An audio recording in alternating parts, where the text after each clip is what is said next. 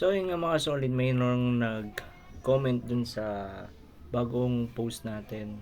Bakit kailangan pa ng profile account kung wala naman talagang tinatago, or hindi naman siya stalker, hindi ka naman dami account, or hindi naman yan ginagamit sa hindi maganda, 'di ba? Ayan nag-comment si ma'am, basta ayan si ma'am. Siya daw, hindi daw siya naglalak ng profile kasi nga online seller siya, nag-affiliate siguro si ma'am, and shout out sa iyo ma'am.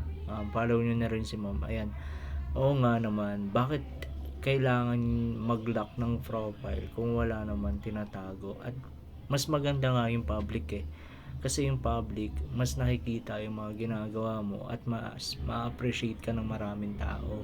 And ano yung pinaka-rason bakit kailangan nyo i-unlock profile yung mga account nyo? Wala naman doon, wala namang masama kung ipa-public nyo siya, kasi mas makikita yung improvement at engagement mo sa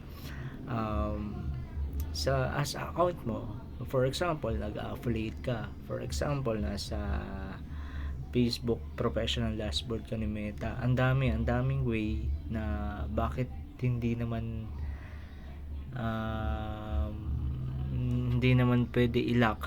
Bakit nilalock pa, 'di ba? For example din, ayun nga, sabi nga ni Ma'am, nagbi-business siya or nag-affiliate, nagaganyan, mas nakikita ng mga customer na legit siya kasi nga public yung account, and mas dadami yung engagement niya, mas madadami yung customer niya kapag nakikita na nagpo-progress siya, di ba? And ayun, for me lang na dapat hindi na nilalak. Mas better kung public na lang. And kung nagpe-Facebook ka naman araw-araw, kasi makakita niyan, kundi sarili mo lang, di ba? Ewan ko na lang kung friends to friends, nakikita mo kung friend mo na or naka-follow lang. Hindi ko pa alam Hindi, ang para lang sa akin na dapat i-public na lang kasi nga mas nakaka-appreciate yan.